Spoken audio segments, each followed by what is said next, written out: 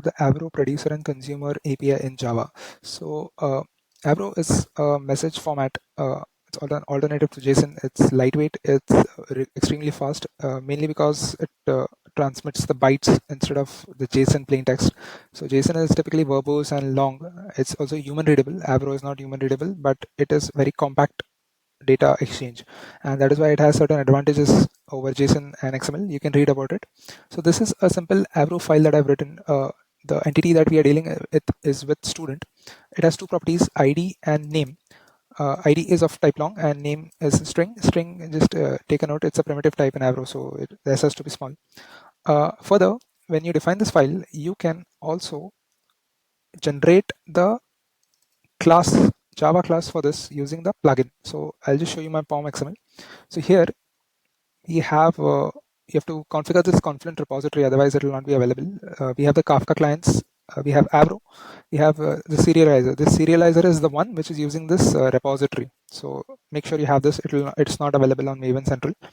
Then we have a logger. We have a faker library. So this is for populating test data. If you want to at application startup want to produce 1 lakh messages, etc., test data into Kafka, then this library comes in very handy. Then we have the plugin. It's an Avro Maven plugin. Using this plugin, you can create the Java classes. So once you do a clean install, I'll just show you. So let me just delete this target folder. Yeah, let's double click on clean install. So as you can see, the build is success. And if you expand the target folder, you will see we have this student class generated, right? So this is the auto-generated class. You'll also see this in this one. In the source main Java, because that is what the directory you've given here. So the student class is not to be edited. It's the Avro representation of your Java class. You can think of it as that way. And whatever schema you mentioned, it has come here as it is. So let's close everything. Now let us try to push some data into Kafka. For that, you have to set up Kafka locally. So a very quick way to do that is using Docker. So I have written a Docker compose here. There is a Zookeeper, single node Kafka cluster, and a schema registry. So you can just copy paste this file and set up your local, make sure Docker is installed and running.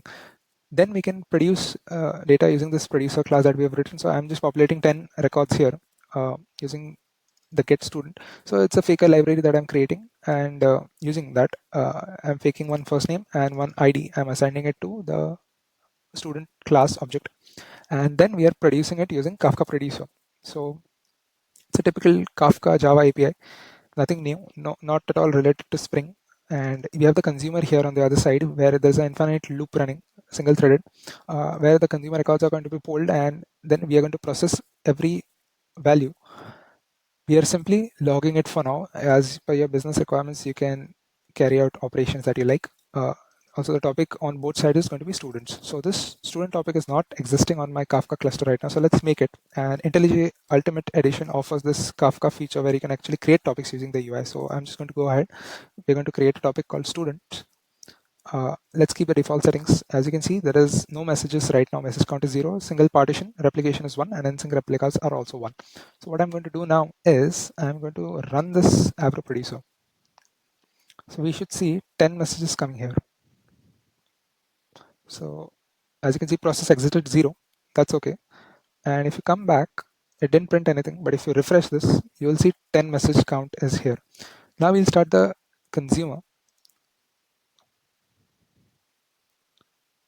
Okay, we've started the consumer. And now let me just go here and produce some messages again. So keep an eye on the consumer console. This is the consumer console. And we can see 10 data bytes have come here with random names. Let me just print a few escape lines. Let's run the producer once again. As you can see, the consumer is still in running status because it's an infinite loop. So we can run the producer as many times as we want. And you'll see in the consumer, again, 10 records have come. New 10 records have come. So this is how you can quickly set up a producer consumer using Maven project, and it's a Avro based format. So we are not using JSON anywhere. If you see the serializer and deserializer is a byte array here. It's a byte array serializer. It's not your JSON serializer. And here also the deserializer is a byte array. So this is a short demo how you can do that, and hope you enjoyed the video, and do like and share and subscribe. Bye.